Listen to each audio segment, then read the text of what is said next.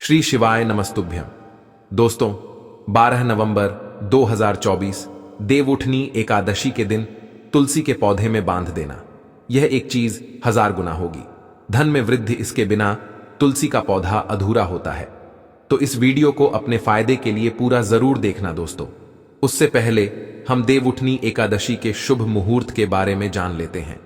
सनातन धर्म में देवउठनी एकादशी का विशेष महत्व है। इस साल देवउठनी एकादशी 12 नवंबर को मनाई जाएगी। देवउठनी एकादशी को छोटी दिवाली भी कहा जाता है। देवउठनी एकादशी दिवाली के 11वें दिन आने वाली एकादशी को कहा जाता है। इस दिन देश भर में शादियों का सीजन भी शुरू हो जाता है। धार्मिक मान्यता के अनुसार कार्तिक मास के शुक्ल पक्ष की एकादशी तिथि को सृष्टि के संचालक भगवान विष्णु और समस्त देव 4 महीने के बाद विश्राम से जागते हैं। इसलिए इस दिन जब देव उठते हैं तो उसे देवउठनी एकादशी कहते हैं। इस दिन भगवान विष्णु का खास पूजा करने का विधान होता है। इस दिन शुभ कार्य किए जाते हैं। देवउठनी एकादशी तिथि की शुरुआत 11 नवंबर को शाम 6:46 पर शुरू होगी और 12 नवंबर को 4:04 पर समाप्त होगी। आइए जानते हैं कि देवउठनी एकादशी के दिन तुलसी के पौधे में क्या चीज बांधने से धन में 1000 गुना वृद्धि होती है।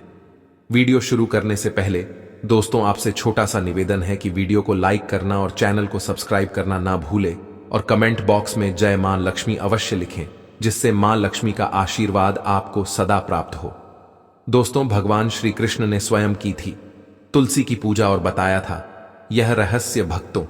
तुलसी का पौधा तो प्रत्येक हिंदू घर में होता है, लेकिन बहुत कम लोग तुलसी के संबंध में शास्त्रों में बताए गए महत्वपूर्ण नियम नहीं जानते हैं।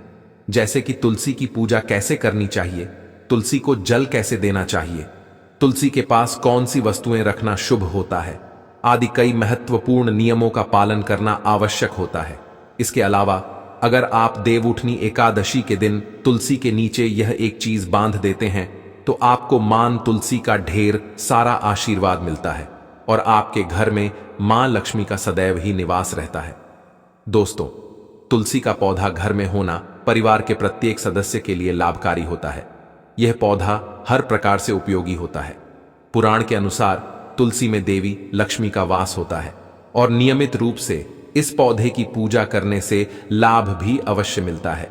लेकिन यदि आप तुलसी के घर में रखने के साथ ही देवउठनी एकादशी के दिन उसके नीचे एक चीज बांध देते हैं तो आपको तुलसी लगाने का कई गुना अधिक फल प्राप्त होता है, क्योंकि इसी चीज के बिना तुलसी अधूरी मानी जाती है।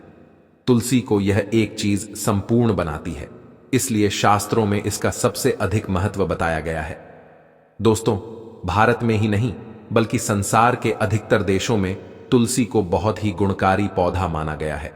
इस पौधे में अनेक औषधीय गुण होने के साथ ही इसका आध्यात्मिक तौर पर भी बहुत ही महत्व बताया गया है।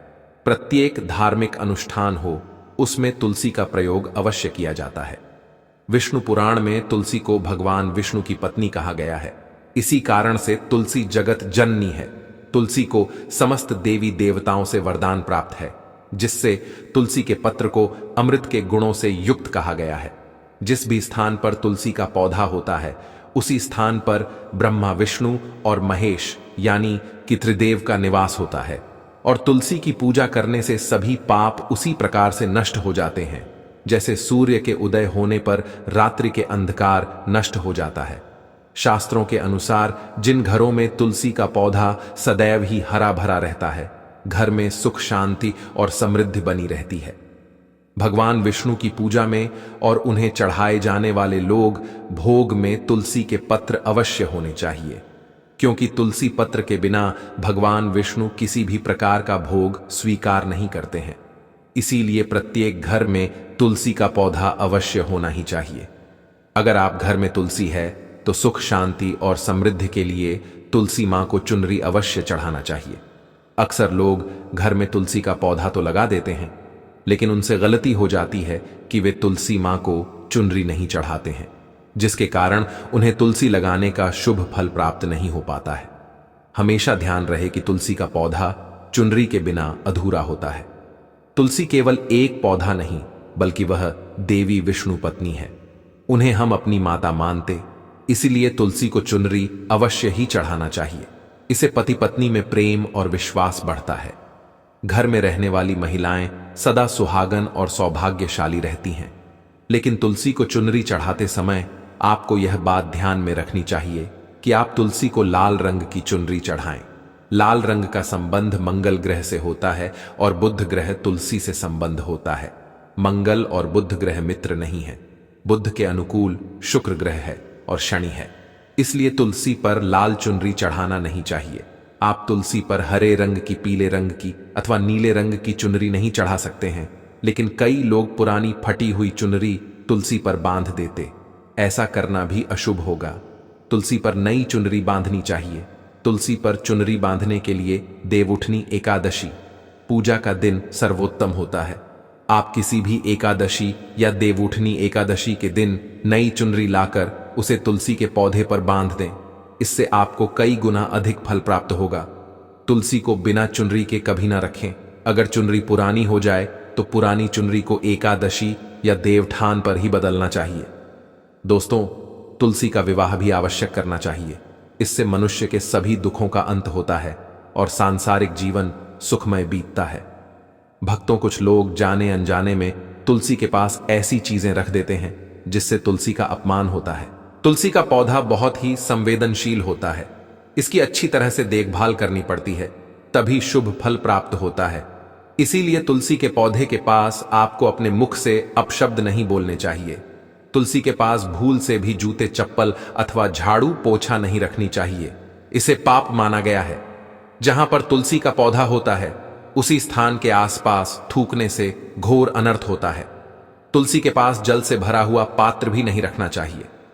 तुलसी के पौधे के पास दीपक जलाने के बाद दीपक को वहां से हटा देना चाहिए, क्योंकि तुलसी के नीचे बुझा हुआ दीपक अशुभ माना जाता है।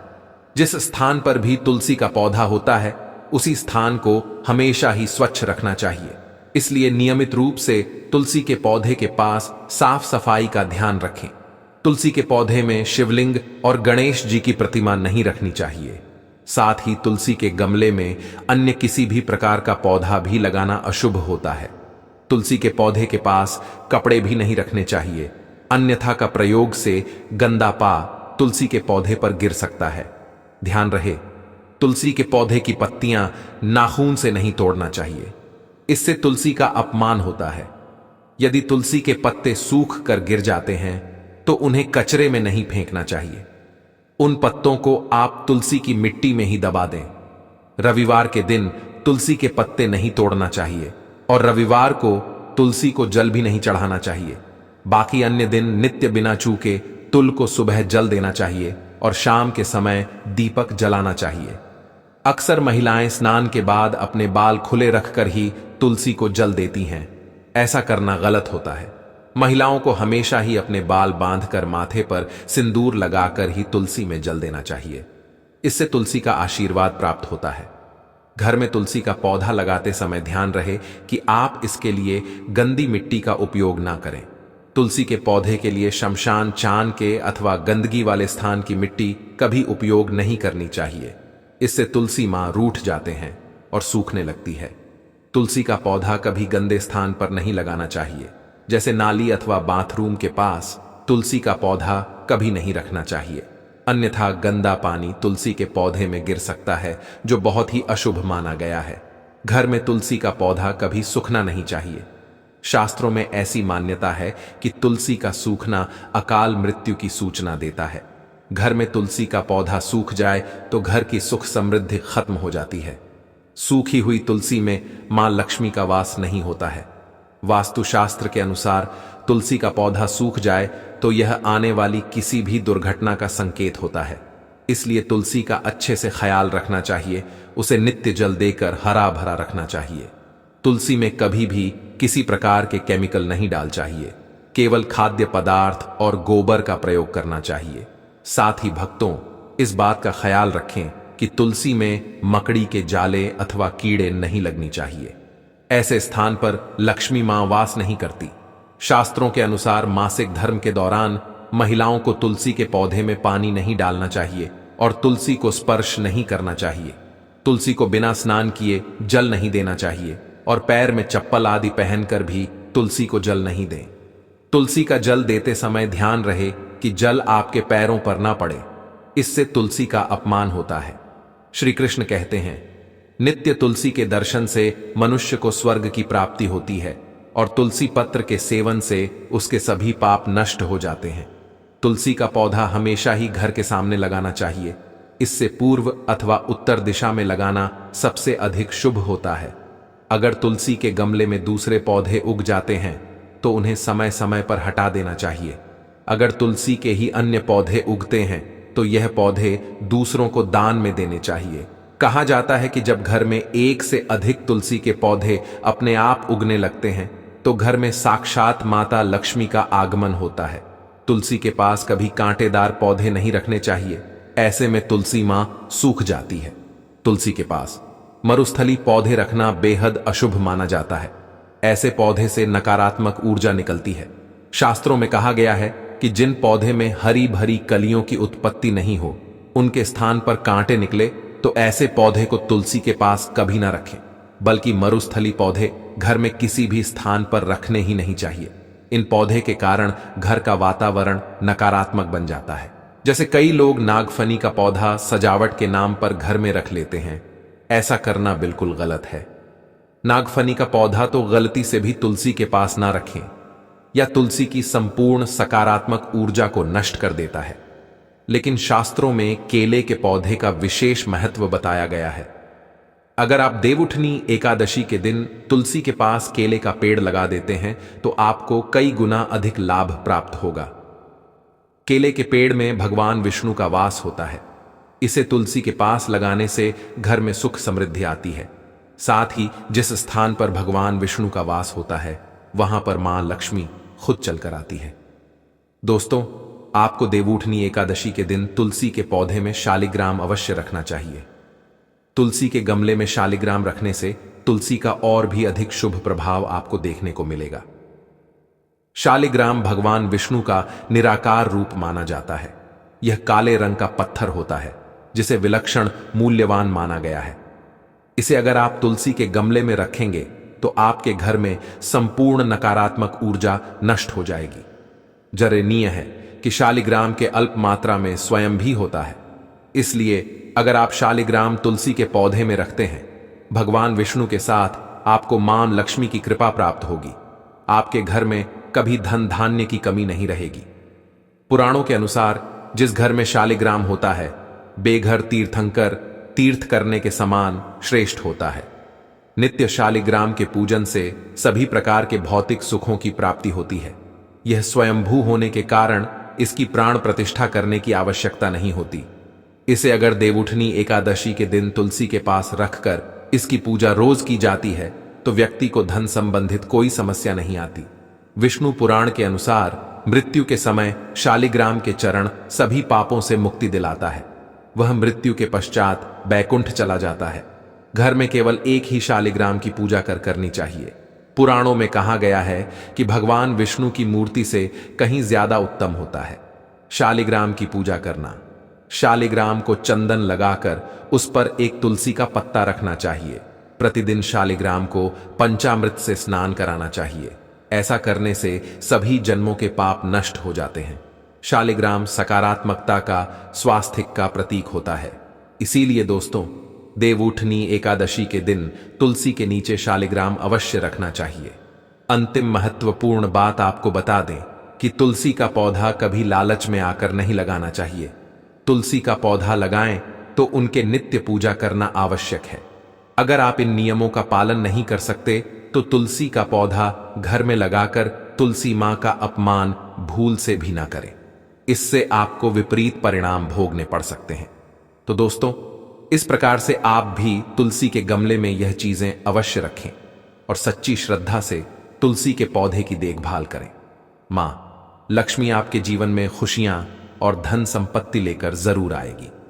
अगर किसी व्यक्ति को विवाह से जुड़ी परेशानियों का सामना करना पड़ रहा है तो वह देवउठनी एकादशी के दिन विष्णु की पूजा के दौरान केसर, हल्दी या पीले चंदन का तिलक करें। उसके बाद भगवान विष्णु को पीले रंग के फूल अर्पित करें। ऐसा करने से विवाह के योग शीघ्र बनते हैं। अगर आपके भी करियर में बाधा आ रही है तो देवउठनी एकादशी के दिन भगवान विष्णु को केसर वाले दूध से अभिषेक करें। ऐसा करने से सारी परेशानियां दूर हो जाती हैं। कर्ज से मुक्ति पाने के लिए देवउठनी एकादशी के दिन पीपल के पेड़ पर जल चढ़ाना चाहिए। इसके बाद शाम को पेड़ के नीचे दीपक जलाएं। मान्यता है कि इन उपायों को करने से व्यक्ति को, भक्तों, तुलसी माता को हिंदू सनातन धर्म में सबसे पवित्र पौधा माना जाता है। जिस घर में तुलसी माता का पौधा होता है और जहां उसकी नित्य पूजा की जाती है, ऐसे घर से क्लेश और दरिद्रता कोसों दूर रहती है, क्योंकि जहां तुलसी माता का वास है वहीं देवी देवताओं का वास होता है। तुलसी माता एक ऐसा पौधा है जो वैज्ञानिक और आध्यात्मिक दृष्टिकोण से सबसे महत्वपूर्ण है। रोज तुलसी माता के पत्ते खाने से मनुष्य कई प्रकार की बीमारियों से स्वयं की रक्षा करता है। और जिस घर की महिलाएं रोज सुबह स्नान करके तुलसी माता की पूजा करके उसे जल देती हैं, तो ऐसी महिलाएं सदा सुहागन रहती हैं। उनके इस पुण्य कर्म के कारण घर में सुख, शांति और समृद्धि आती है। जिस घर की महिलाएं तुलसी माता की पूजा नहीं करती, ऐसे घर में सदा क्लेश रहता है और पैसे की तंगी से परेशान रहते हैं। भगवान विष्णु को तुलसी माता का पौधा अत्यंत प्रिय है। विष्णु पुराण में तुलसी माता के संबंध में बहुत ही महत्वपूर्ण नियम बताए गए हैं। अगर आप अपने घर में तुलसी माता का पौधा रखते हैं तो इन नियमों का पालन अवश्य करना चाहिए, तभी घर में तुलसी माता का पौधा रखने का शुभ फल प्राप्त होता है। हमारे हिंदू सनातन शास्त्रों में तुलसी माता को मात्र एक पौधा नहीं माना गया है, बल्कि यह भगवान विष्णु की प्रिया देवी है। जिस स्थान पर यह होती है वहां पर मां लक्ष्मी और भगवान विष्णु स्वयं चलकर आते हैं। विष्णु पुराण के अनुसार तुलसी माता की पूजा सर्वप्रथम भगवान विष्णु ने ही की थी। आज हम आपको बताने जा रहे हैं हमारे हिंदू सनातन शास्त्रों में बताए गए तुलसी माता के पौधे से जुड़े महत्वपूर्ण नियम। हमारे हिंदू सनातन शास्त्रों में तुलसी माता के 5 प्रकार बताए गए हैं। इनमें से कौन सा पौधा घर में लगाना श्रेष्ठ होता है, इसके पत्ते तोड़ने के क्या नियम हैं, किन स्थानों पर तुलसी माता को नहीं रखना चाहिए आदि के बारे में हमारे हिंदू सनातन शास्त्रों में नियम बताए गए हैं, जिनका पालन अवश्य करना चाहिए। तभी मां लक्ष्मी की कृपा प्राप्त होती है, अन्यथा घर में तुलसी माता रखने का कोई फायदा नहीं होता। घर में आप तुलसी माता रखते हैं और इन साधारण से नियमों का पालन नहीं करते हैं तो इससे तुलसी माता का अपमान होता है। तो चलिए सबसे पहले जानते हैं कि तुलसी माता का पौधा किस स्थान पर नहीं होना चाहिए। हिंदू सनातन शास्त्र के अनुसार तुलसी माता का पौधा कभी भी घर की छत पर नहीं लगाना चाहिए, क्योंकि यह उद्धव दिशा है। इस दिशा में तुलसी माता रखने से घर में सकारात्मक ऊर्जा प्रवेश नहीं कर पाती है। तुलसी माता का पौधा ऐसे स्थान पर होना चाहिए जहां से ऊर्जा और हवा तुलसी माता के पौधे को स्पर्श करके हमारे घर में प्रवेश करे, तभी इस पौधे के शुभ परिणाम हमें प्राप्त होते हैं। यह पौधा नेगेटिव एनर्जी को पॉजिटिव एनर्जी में परिवर्तित करता है। साथ ही छत पर तुलसी माता का पौधा लगाने से वास्तु दोष भी उत्पन्न होता है। जिन लोगों की कुंडली में बुध की स्थिति खराब होती है, उन्हें छत पर तुलसी माता का पौधा कभी नहीं लगाना चाहिए। हिंदू सनातन शास्त्र के अनुसार तुलसी माता का पौधा कभी भी अंधेरे वाली जगह पर नहीं लगाना चाहिए। वास्तु के अनुसार अंधेरे में तुलसी माता का पौधा रखने से आर्थिक हानि होती है और धन का खर्च बढ़ता है।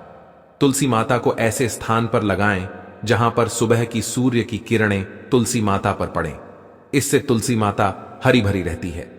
किंतु दोपहर की तेज सूर्य की किरणें तुलसी माता पर पड़ने से तुलसी में ज्यादा मंजरी लगने लगती है और इससे तुलसी माता को कष्ट होता है। इसीलिए तुलसी माता को ऐसे स्थान पर रखें जहां बिल्कुल भी अंधेरा ना हो और सूर्य की तेज धूप भी उस पर ना पड़े। इससे तुलसी माता का पौधा कभी नहीं सूखता और हमेशा हरा भरा रहता है। हिंदू सनातन शास्त्र के अनुसार तुलसी माता के पास अगर छोटा सा मंदिर बनाया जाए तो यह बहुत ही शुभ होता है, जिससे उस स्थान की पवित्रता बढ़ती है। लेकिन तुलसी माता के पौधे के पास गणेश जी का अथवा महादेव का मंदिर या मूर्ति ना रखें। इसे हमारे हिंदू सनातन शास्त्रों में वर्जित बताया गया है। तुलसी माता का पौधा कभी भी बेसमेंट में ना लगाएं। तुलसी माता का पौधा लगाते समय इस बात का भी ध्यान रखें कि उस पर छत से पानी ना गिरे अथवा किसी अन्य प्रकार का जल तुलसी माता के पौधे पर ना गिरे। नाली, बाथरूम के पास या फिर जिस स्थान पर आप कपड़े धोते हैं उस स्थान के आसपास भी तुलसी माता का पौधा ना रखें, अन्यथा गंदा पानी तुलसी माता पर पड़ सकता है, जिसे बहुत ही अशुभ माना गया है। इससे तुलसी माता का अपमान होता है और घर से लक्ष्मी चली जाती है। तुलसी माता के पौधे को कभी भी दक्षिण दिशा में नहीं रखना चाहिए। यह दिशा हिंदू सनातन शास्त्र में तुलसी माता के लिए अनुचित बताई गई है। वास्तु के अनुसार तुलसी माता के लिए ईशान दिशा सर्वश्रेष्ठ होती है, अर्थात उत्तर और पूर्व के मध्य की दिशा ही उत्तम होती है। तुलसी माता लगाने के लिए पूर्व दिशा भी उत्तम मानी गई है। इससे घर में सुख शांति बनी रहती है। वहीं उत्तर दिशा धन की दिशा मानी गई है। इस दिशा में तुलसी माता का पौधा लगाने से धन संपत्ति में वृद्धि होती है। तुलसी माता का पौधा हमेशा विषम संख्या में लगाना उत्तम होता है, अर्थात 1, 3, 5 जैसी संख्या में। लेकिन घर में एक ही तुलसी माता का पौधा हो तो यह सर्वोत्तम होगा, क्योंकि इसे आप अच्छे से देखभाल कर सकेंगे। तुलसी माता के पास कभी भी झाड़ू, जूते, चप्पल आदि चीजें ना रखें। इससे तुलसी माता के आसपास का वातावरण नेगेटिव बनता है और मां लक्ष्मी घर से दूर चली जाती है। अब जानते हैं कि घर में कौन सा तुलसी माता का पौधा लगाना श्रेष्ठ फल देता है। हमारे हिंदू सनातन शास्त्र के अनुसार तुलसी माता 5 प्रकार की होती है: राम तुलसी माता, श्याम तुलसी माता, वैन तुलसी माता, विष्णु तुलसी माता अथवा श्वेत तुलसी माता और नींबू तुलसी माता। हमारे घरों में आमतौर पर राम या श्याम तुलसी माता ही रखी जाती हैं। हमारे हिंदू सनातन शास्त्रों के अनुसार राम तुलसी माता और श्याम तुलसी माता के अलावा किसी अन्य प्रकार की तुलसी माता रखना उचित नहीं माना जाता। राम तुलसी माता को आसानी से पहचाना जा सकता है। इसके पत्ते हल्के हरे रंग के होते हैं और भूरी मंजरी होती है। इस तुलसी माता की टहनी सफेद रंग की होती है और शाखाएं श्वेत वर्ण वाली होती हैं। हमारे आयुर्वेद में कहा गया है कि सभी तुलसियों में इसका सबसे अधिक औषधीय महत्व है। यह तुलसी माता इतनी पवित्र है कि यह शरीर और मन पर उपचारात्मक प्रभाव डालती है। माना जाता है कि देवउठनी एकादशी के दिन जिस तुलसी माता का विवाह शालिग्राम के साथ किया जाता है वह राम तुलसी माता होती है। इसे सभी तुलसी माता के पौधों में सबसे पवित्र माना गया है। राम तुलसी माता का पौधा घर की उत्तर पूर्व दिशा में लगाना चाहिए। इसे ऐसे स्थान पर नहीं लगाएं जहां किसी का पैर पड़े। दूसरी है श्याम तुलसी माता। श्याम तुलसी माता के पत्ते हल्के जामुनी रंग के होते हैं। इसके पत्ते 1 से 2 इंच लंबे और अंडाकार या आयताकार आकृति के होते हैं। कृष्ण तुलसी माता का प्रयोग विभिन्न प्रकार के रोगों और कफ की समस्या के लिए होता है। इसका सीधा संबंध श्याम वर्ण भगवान विष्णु से मिलता हुआ माना जाता है। इसी वजह से घर में श्याम तुलसी माता भी लगाई जा सकती है, लेकिन पूजन से ज्यादा इसका इस्तेमाल औषधि रूप में करना शुभ माना जाता है। भक्तों, वास्तु के अनुसार यदि तुलसी माता सूख जाएं तो इसे अशुभ संकेत माना जाता है। जिस घर में तुलसी माता के पत्ते सूखने लगे उसे समझना चाहिए कि घर से लक्ष्मी जा रही है, जिससे धन का खर्च होने लगता है और दरिद्रता आती है।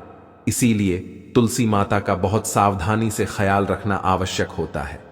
यदि किसी घर में तुलसी माता के पत्ते काले या पीले पड़ जाएं तो हिंदू सनातन शास्त्रों के अनुसार यह भी अशुभ संकेत होता है। इससे घर में नकारात्मक ऊर्जा आती है। इसलिए घर में कभी भी इस प्रकार की तुलसी माता नहीं रखनी चाहिए। अगर तुलसी माता पर बहुत ज्यादा मंजरी लगती हो तो उसके स्थान पर नया तुलसी माता का पौधा लगाना चाहिए। हमारे हिंदू सनातन शास्त्रों के अनुसार तुलसी माता पर जब बहुत ज्यादा मंजरी लगती है तो तुलसी माता कष्ट में होती हैं, और जिस घर में तुलसी माता कष्ट में होती हैं उस घर के सभी सदस्य कष्ट में होते हैं। ऐसे घर में अनेक परेशानियां आती हैं और शोक का वातावरण बना रहता है। इसीलिए तुलसी माता पर अधिक मंजरी नहीं होनी चाहिए। इसे समय समय पर हटाते रहें। मान्यता के अनुसार यदि किसी घर में तुलसी माता के पास किसी की मृत्यु हो जाती है तो उस तुलसी माता को जल में विसर्जित कर देना चाहिए और उस स्थान पर नया तुलसी माता का पौधा लगाना चाहिए। तो भक्तों, इस प्रकार से आप अपने घर में तुलसी माता का पौधा अवश्य लगाएं। आपने भी कई बार स्वप्न में सर्प देखा है? अगर हां, तो आप इस वीडियो को पूरा जरूर देखें। इस वीडियो के माध्यम से हम आपको बताएंगे कि स्वप्न में सर्प दिखाई देने का क्या अर्थ होता है। हमारे सनातन शास्त्रों में स्वप्न में सर्प देखने के अर्थ के बारे में विस्तार से बताया गया है। इन स्वप्नों का हमारे जीवन से कोई न कोई नाता होता है। प्राचीन काल से ही सांपों को पूजनीय माना गया है और जब यह सांप हमारे स्वप्न में आते हैं तो हमें हमारे भविष्य से जुड़े संकेत देते हैं। कुछ संकेत तो इतने खास होते हैं कि उन्हें हमें कभी हल्के में नहीं लेना चाहिए। इसलिए भक्तों, आप इस वीडियो को पूरा जरूर देखें, क्योंकि आधा अधूरा ज्ञान घातक होता है, बहुत खतरनाक होता है। तो भक्तों, चलिए जानते हैं देवों के देव महादेव ने माता पार्वती को सांपों के स्वप्न से जुड़े कौन से रहस्य बताए हैं। भक्तों, एक बार की बात है, कैलाश पर्वत की ऊंची चोटियों पर माता पार्वती और देवों के देव महादेव एक साथ बैठे थे। हिमालय की शीतल बयार और बर्फ से ढकी चोटियों के बीच माता पार्वती ने देवों के देव महादेव से पूछा, हे स्वामी, मुझे बताइए कि स्वप्न का क्या अर्थ होता है? क्या उनके पीछे कोई शुभ संदेश छुपा होता है? इंसान जो स्वप्न देखते हैं, उन स्वप्न के क्या अर्थ होते हैं? कृपया आप मुझे स्वप्न के रहस्य के बारे में बताइए। देवों के देव महादेव ने मुस्कुराते हुए माता पार्वती की ओर देखा और कहा, हे पार्वती, स्वप्न हमारे अवचेतन हृदय की अभिव्यक्ति होते हैं। वे हमारे जीवन की घटनाओं, भावनाओं और आकांक्षाओं का प्रतिबिंब होते हैं। हर स्वप्न कुछ न कुछ अर्थ रखता है और हमें आने वाली घटनाओं की पूर्व सूचना देता है। माता पार्वती ने फिर पूछा, हे स्वामी, अगर किसी को स्वप्न में सर्प दिखाई दे तो उसका क्या अर्थ होता है? इनको स्वप्न में सर्प क्यों दिखाई देते हैं? क्या स्वप्न में सर्प देखने से कोई संकेत मिलते हैं? तो कृपया मुझे विस्तार से बताइए। देवों के देव महादेव ने उत्तर दिया, हे पार्वती, आपने सत्य ही कहा है। सपने में अगर सर्प दिखाई देता है तो वह भविष्य से जुड़ा महत्वपूर्ण संकेत होता है। इस बारे को समझाने से पहले हम तुम्हें एक प्राचीन कथा सुनाते हैं। यह कथा एक राजा यशवंत और अशोक राशि की है। इस कथा को सुनने के पश्चात तुम्हें पता चल जाएगा कि स्वप्न में सर्प क्यों दिखाई देते हैं। इसलिए तुम इस कथा को पूरा जरूर सुनना। जो भी इस कथा को ध्यान से सुनता है उसे उसके स्वप्न का शुभ फल प्राप्त होता है, उसकी निर्धनता दूर हो जाती है और आने वाले संकट भी टल जाते हैं। माता पार्वती कहती हैं, हे स्वामी, हम इस कथा को ध्यान से पूरा जरूर सुनेंगे। कृपया आप मुझे वह कथा सुनाइए। तब देवों के देव महादेव माता पार्वती को वह कथा सुनाते हैं। भक्तों, अब हम आपको वह कथा सुनाने जा रहे हैं। भक्तों, आप इस कथा को ध्यान से पूरा सुनिए, क्योंकि आप स्वप्न का गलत अर्थ भी निकाल सकते हैं। इसलिए इसे आधा अधूरा न सुने। तो चलिए सुनते हैं वह कथा। भक्तों, पुराने समय में एक महान राजा था जिसका नाम यशवंत था। राजा यशवंत न केवल अपने पराक्रम और शौर्य के लिए प्रसिद्ध थे, बल्कि वे एक धर्मपरायण और न्यायप्रिय राजा भी थे। उनका राज्य विशाल और समृद्ध था और उनकी प्रजा उनसे बहुत प्रेम और सम्मान करती थी। राजा यशवंत का आचरण निष्पक्ष, सहृदय और करुणामय था। वे अपनी प्रजा की समस्याओं को ध्यानपूर्वक सुनते और उनका समाधान करने का प्रयास करते थे। वे नियमित रूप से यज्ञ और धार्मिक अनुष्ठान करते थे और देवों के देव महादेव के परम भक्त थे। राजा यशवंत की रानी का नाम सुनैना था। सुनैना अत्यंत सौम्य, बुद्धिमान और राजा यशवंत की हर स्थिति में साथ देने वाली थी। राजा यशवंत और रानी की कोई संतान नहीं थी, जिससे वे कभी कभी चिंतित रहते थे। फिर एक रात्रि राजा यशवंत ने एक बहुत ही विचित्र स्वप्न देखा कि एक मरा हुआ सर्प उनके पैरों के पास पड़ा हुआ है। राजा यशवंत इस स्वप्न को देखकर बहुत ही भयभीत हो गए। जागने के बाद उन्होंने यह स्वप्न रानी सुनैना को बताया। राजा यशवंत ने चिंतित होकर रानी से पूछा, हे प्रिय, हमने स्वप्न में एक मरा हुआ सर्प देखा है, इसका क्या अर्थ हो सकता है? रानी सुनैना ने राजा यशवंत को दिलासा देते हुए कहा, हे स्वामी, स्वप्न हमेशा किसी न किसी संदेश का प्रतीक होते हैं, किंतु स्वप्न का अर्थ जानने के लिए हमें किसी विद्वान आर्षि मुनि की मदद लेनी चाहिए। तब राजा यशवंत अपने मंत्रियों को बुलाते हैं और कहते हैं, हे मंत्रियों, आज हमने बड़ा ही विचित्र स्वप्न देखा है। हमने स्वप्न में एक मरे हुए सर्प को देखा जो हमारे पैर के पास पड़ा था। इस स्वप्न का क्या अर्थ हो सकता है? तुम सब जाकर पता करो।